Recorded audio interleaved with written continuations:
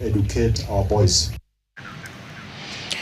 Bodi ya usimamizi wa shule ya upili ya Elsa wadi ya Burat kaunti ya Isiolo kwa kushirikiana na wazazi wameandaa maandamano kupinga kile wanachokitaja kuwa uhamisho usiofuata taratibu kwa mwalimu mkuu wa shule hiyo John Bosco Akale na kutaka arejeshwe kazini mara moja.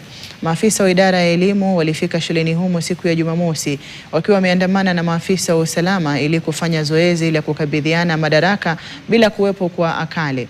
Hatua ambayo ilipingwa vikali na bodi ya shule hiyo na pia wazazi, ikiwa uongozi wa bodi pamoja na wazazi wanapinga jaribio hilo kuchukuliwa kwa shule hiyo na mwalimu mkuu mpya aliyetumwa na tume ya huduma kwa walimu TSC, wakisema kuwa uhamisho huo ulifanywa bila mashauriano na kwamba mwalimu mkuu anayependekezwa ana rekodi duni ya kitaaluma ikilinganishwa na Akale.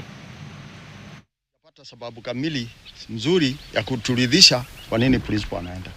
Kwa hivyo tunauliza viongozi wetu wale walimtoa hapa wamrudishe ili tukae chini tusuluhishe. Transfer ni kitu ya kawaida. Principal anatolewa baada ya kuwa chief na kufanya mambo mazuri katika shule hii. Maana alikuta shule ikiwa na mean score ya 2.8, akakuja to 4.5, akakuja to 5.6.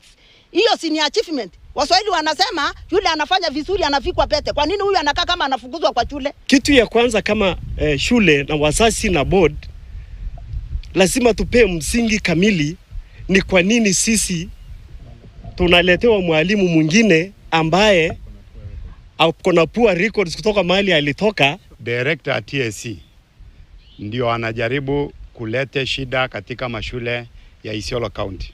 Yes. Kwa sababu tangu alipoingia Isiolo yeye amejaribu kulete shida ambayo iko Marsabit mali ametoka. Tunataka walimu ambao wana perform, walimu ambao wanatoa shule from a negative deviation to a positive deviation. Yes. We need performance. Hatujaona E kwa hii shule, hatujaona D-, na hii yote ni effort ya mwalimu. Kuliko mwalimu sasa kuambiwa kwamba endelea kufanya vizuri, sasa tunaondolewa tena principal.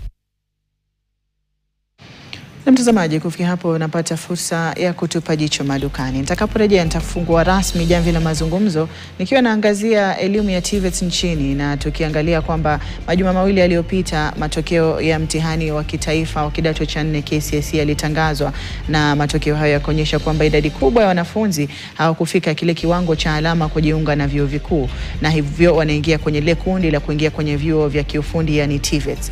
Je, idadi hiyo ya wanafunzi inaweza kukimiwa na vyuo vikuu ama vyuo vya kiufundi vilivyopo kwa sasa, na hata vile kuangalia ile tangazo la serikali ambalo wanajaribu kubadilisha sera na kuwezesha wanafunzi wanaojiunga na vyuo vikuu kuweza kupata elimu ya kiufundi kabla ya kujiunga na vyuo vikuu, yanaweza kuhimiliwa na mfumo wa sasa wa elimu na hata rasilimali zilizopo. Na kusihi usiende mbali, nitakuwa narejea hivi punde kwa mazungumzo haya.